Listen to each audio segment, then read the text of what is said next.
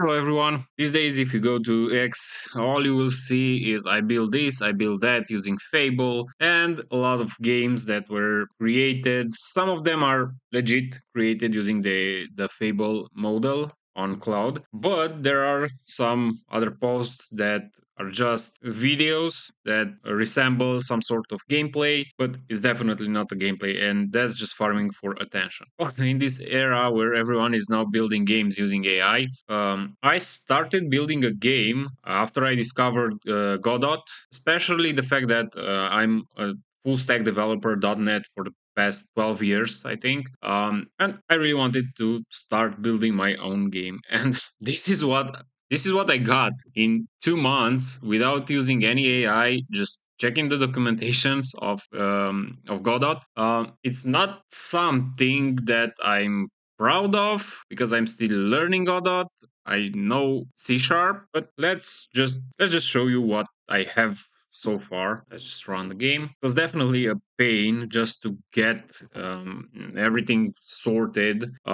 I downloaded.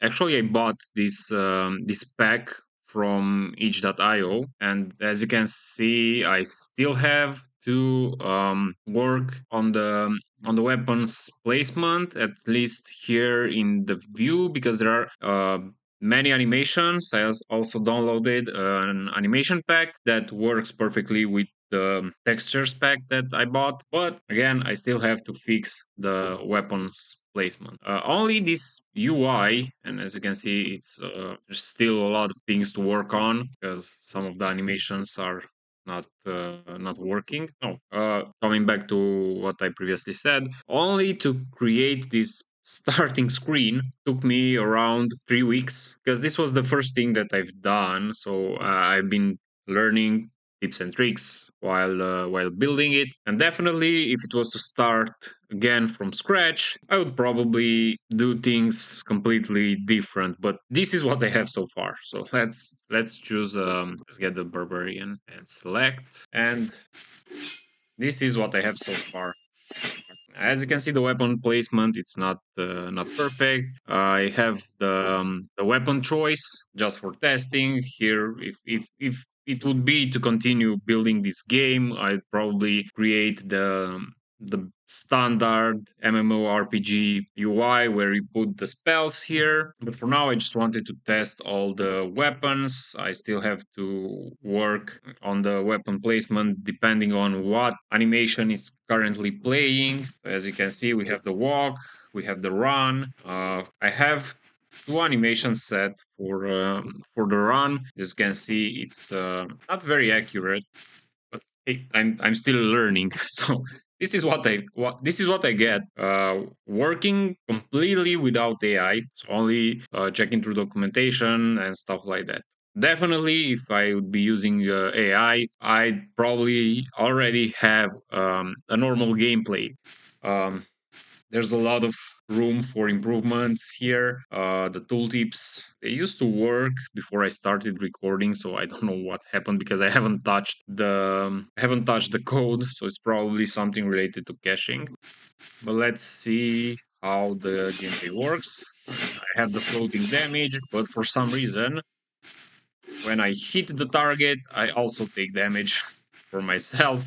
The whole idea of the game was to have two factions. We have the demons and the knights, and if the player chooses to play as a demon, then the knights becomes enemy, and it goes the other way around if they choose the knights.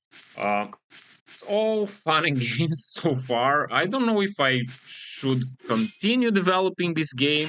Again, for the attack, I have the animation set for each type of weapon, and since now he's dual wielding the weapon, he just does that swing. As you can see, it's swinging the weapon. And if I choose the bow, for example, we have the bow animation. It's also the sounds. I only managed to download a couple sounds for the main attacks. I only have the sword swing. There's a lot of. I really wasn't aware how many resources you need just to build some simple animations. You need the sounds for walking, you need the sounds for attacking, you need the sounds for even for idling. So it's very complex. And while building this game, I really started to doubt the fact that some people managed to create an entire game just writing a simple prompt in an AI chat. It's beyond my understanding. Like how the AI was able to create all the complex graphics, how the AI knew how to link the animations with the sounds, with the particles.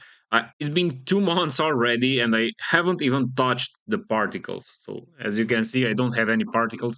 I only have this green grass that I downloaded. I downloaded an image. Even that took me around 30 minutes just to figure out how to use the tiles because the image is 124 square. So I wasn't aware that in Godot, after you upload a resource, you still have options to re-upload everything as different resource type.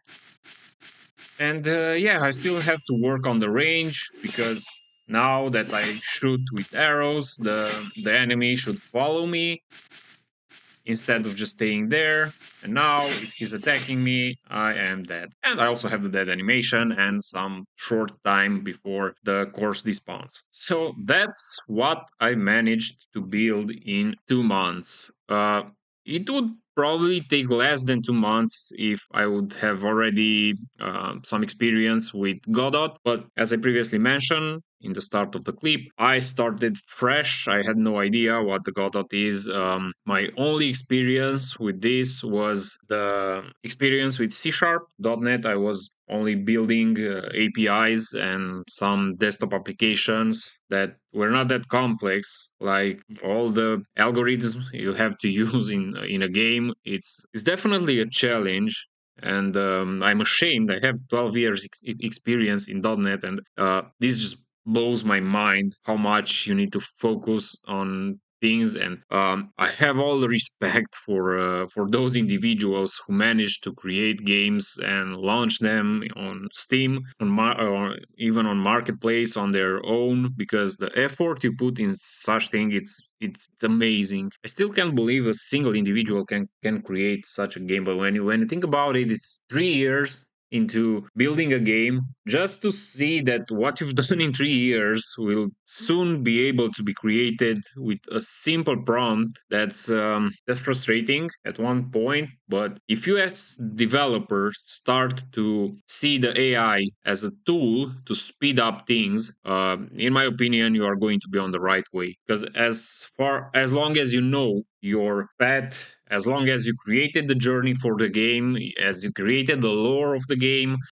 if you have quests and things that may keep the players engaged, you are going to be on the right path, because players definitely don't care about if the game was created by AI or it was created by an individual or it was created by a team. As long as it gives them that boost of adrenaline, they really don't care what the game was created. That's just a fight between developers, not the player and developer. It's between the developers. Some being frustrated because the others using AI. I don't know. I started building this game for fun, and it's still fun learning new things every day. But I'm thinking how far I could get with this game. Is it worth going further? Should I start working with AI? Will AI understand what I've done so far, and or is going to break everything? I can also explain some things that I've done here. So the package for the models come with the skeleton already, so you can link everything to the skeleton. I can just grab the sword, put it here, select the animation, then make sure the weapon is adjusted correctly. But I decided to rather have bone attachment for the right arm and left arm stack. So if you want to be able to dual wield have a sword or a shield, I just create these bone attachments and I'm attaching the weapons to them programmatically. But when I've done this, I forgot about the animations. And this is going to be difficult because these are all the animations that comes with this package. Of course, I'm not going to use all probably, and if it is to code everything to set up the weapon placement for each animation and for each model that I have in this pack, this will definitely take at least a year just to set up the working environment with the characters.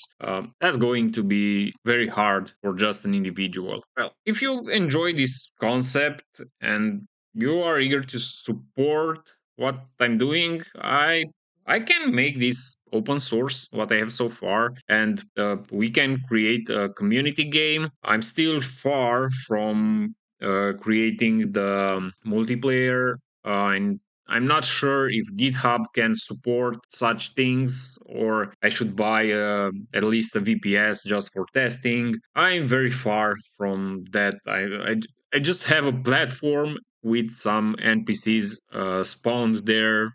I have some sort of rudimentary combat system, but it's not really what I wanted. I've been playing World of Warcraft for almost 20 years now, and if it is to look at that combat system and what I have so far, is far beyond what I was used to. So yes, if you want to see me continue this game or you want a series of how I build everything, please leave a comment below and I don't know, like my video if you like what I'm doing. If you need some sort of tutorials or things like that, if you're interested where I've got these textures, just let me know. And if you haven't already, please subscribe to my channel. I know I'm mixing things, but I'm a developer. I create applications using .NET C Sharp in general. So you will see on my channel game development, you will see OBS Studio tutorials because I started creating resources for streamers since 2019. You will see all sort of applications. This is just a fun channel. As you can, it's not monetized. I barely have a couple subscribers, so if you haven't already, please subscribe to my channel. It helps a lot. And who knows, I may be doing this as my daily job. I am just kidding. Well, thank you for watching. Again, this is what 2 months of game development brought me without using any AI in the process. So thank you very much for watching and see you on the next one. Bye bye.